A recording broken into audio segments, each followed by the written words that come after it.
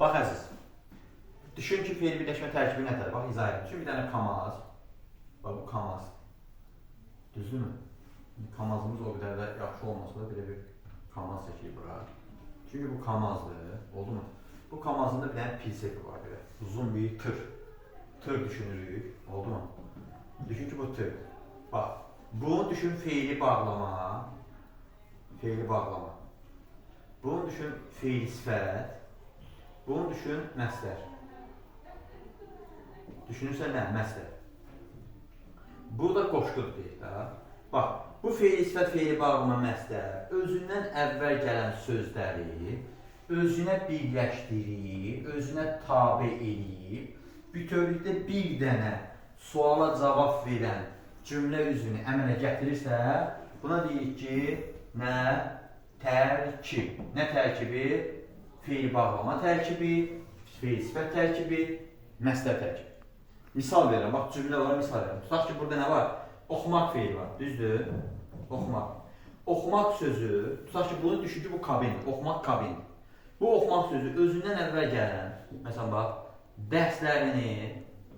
dərslərini yaxşı, bax, bunu şey, dərslərini yaxşı sözləri ilə ayrı-ayrılıqda əlaqəyə girir, onları özünə tabi edir, yəni birləşir və əmələ gətirir. Düşün, bir dənə tır, belə düşün, bir dənə tır əmələ gətirir. Əmələ gətirir nəyə? Məsdər tərkibini və bütövlükdə bir suala cavab verir. Mən bu cümlədə işlədirəm. Deyirəm ki, dərslərini oxumaq hamımızın borcudur. Hamımızın borcudur. Borcudur. Hamımızın borcudur xəbər. Xəbər. Nə hamımızın borcudur? Dərslərini yaxşı oxumaq. Bax, hamısı birlikdə nə sualacaq? Niyə? Çünki bu məsdər nə sualına cavab verdiyi üçün özündən əvvəl gələn yaxşı sözü ilə də, dərslərinin sözü ilə də birlikdə işlənib, əmələ gətirdiyinə bir dənə tərkib, məsdər tərkibi əmələ gətirir və bütövlükdə bir suala cavab verən cümlə üzvü olur. Və bu sənə nə vaxt lazım olacaq? Bu sənə lazım olacaq cümlənin ifadə vasitələrində, cümlənin qursuca növlərində. Buna deyirik, buna məsdər tərkibi də deyirlər, məsdər tərkibi də. Buna fe'li birləşmə də deyirlər. Fe'li birləşmə. Biz növbəti dərslərimizdə söz birləşməsi keçəndə görəcəksən. Fe'li birləşmə, ismi birləşmə. Ona görə bu tərkibi nə etmək lazımdır? Yaxşı oxumaq lazımdır. Başa düşdün? Tərkib başa düşdün? Deməli, fe'l bağlama, fe'l sifət və məsdər. Özündən əvvəl gələn sözləri özünə tabi edir və bir dənə tərkibə gətirir. İndi ki, maşının içində sən izah edir buna. Bax, misal üçün, fe'li bağlamanı düşün ki, kabin. Düzdürmü? Buraya bir dənə yazaq nə? Oxuyanda. Tərkib buradan silir. Və bunu edirik. Burada yazıram nə? Məsələn, cümlə yazıram. Məsələn, oxuyanda gəldim. Bax, yazdım, bunu gəldim. Oldu mu? İndi, mən deyirəm. Deyirəm ki, qardaşım, axşam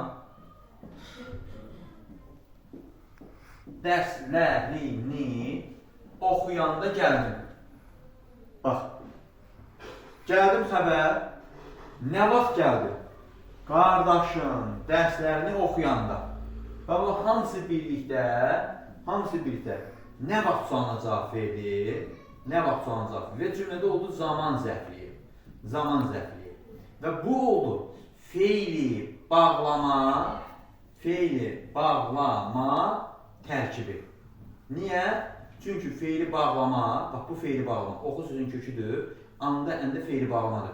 Özündən əvvəl gələn dərslərini, özündən əvvəl gələn axşam oxuyanda, dərslərini oxuyanda və qardaşım oxuyanda ayrı-ayrılıqda işləndi deyə oxuyanda sözü özündən əvvəl gələn sözlərin birləşi əmələ gətirib, yəni tırı. Yəni, fe'li bağlama tərkibini. Aydın oldu? Bunu fe'li sifət edir istəmilən deyə. İndi gəlir fe'li sifətlə iş göstərəcəksə. Məsələn, burada məsələni göstərmişəm. İndi fe'li sifətlə göstərirəm. Bunu biraz səliqəli edək.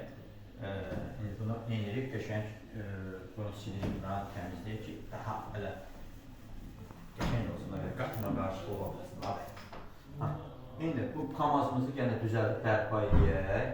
Oldu mu? Bu da bunun qarası. İndi mən bunu indirəm. Bax, axşam dərslərini, bax, bir dənə burada oxuyan qoyuram.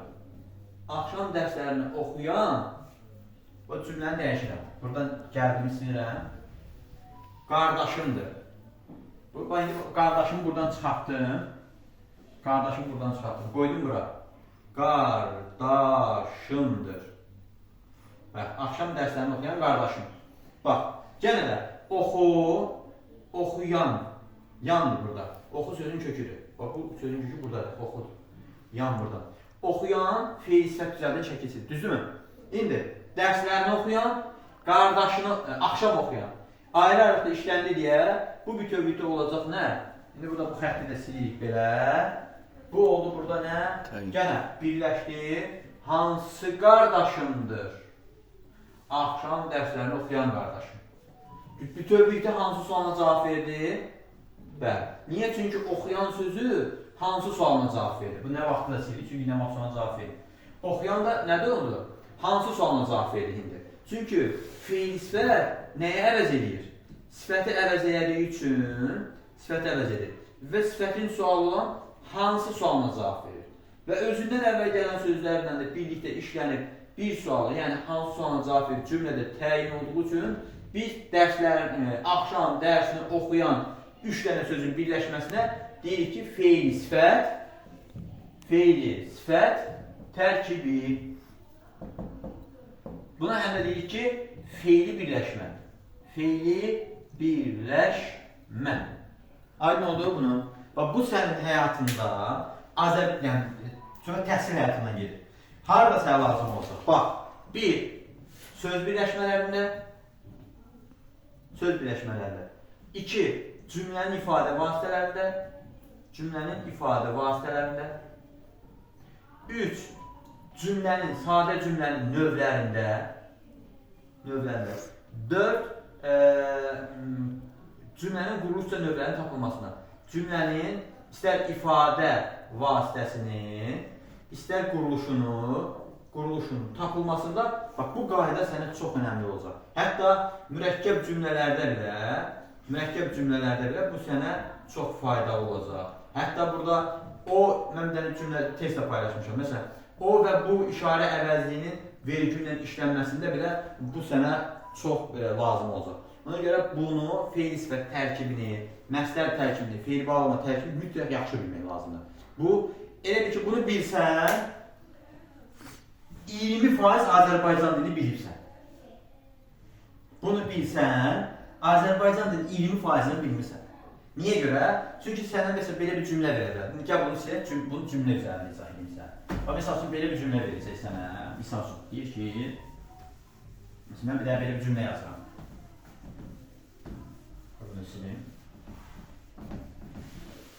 Məsələn, bəsit cümlə verim. Deyirəm ki, məsələn, Əhməd Bakıya gələndə hər şeyin yaxşı olacağını bilirdi. Bax, kim bilirdi? Əhməd. Nə edir? Bilirdi. Əhməd nə vaxt hər şeyin yaxşı olacağını bilirdi? Bakıya gələndə, baba. İndi sən bura Bakıya yer zərfliyi, gələndə zaman zərfli deyə bilərsənmi? Xeyr.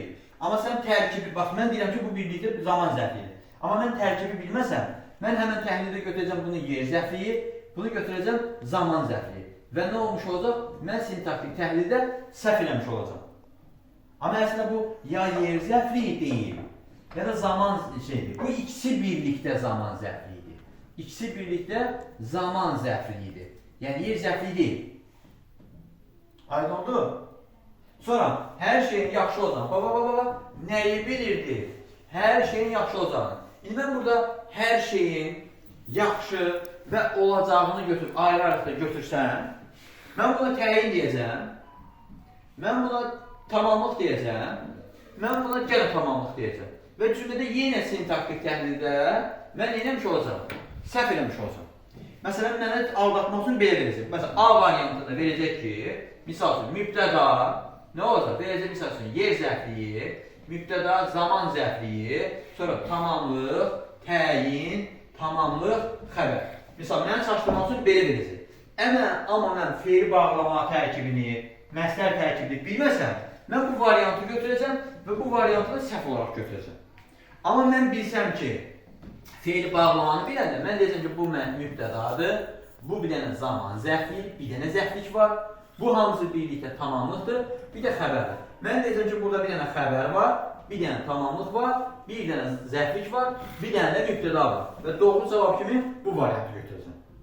Yəni mən A variantını götürməyəcəm. Amma bilməsəm mən A variantını götürəcəm və səhv eləmiş olacam. Aydın oldu? Ona görə buna diqqətli olmaq lazımdır.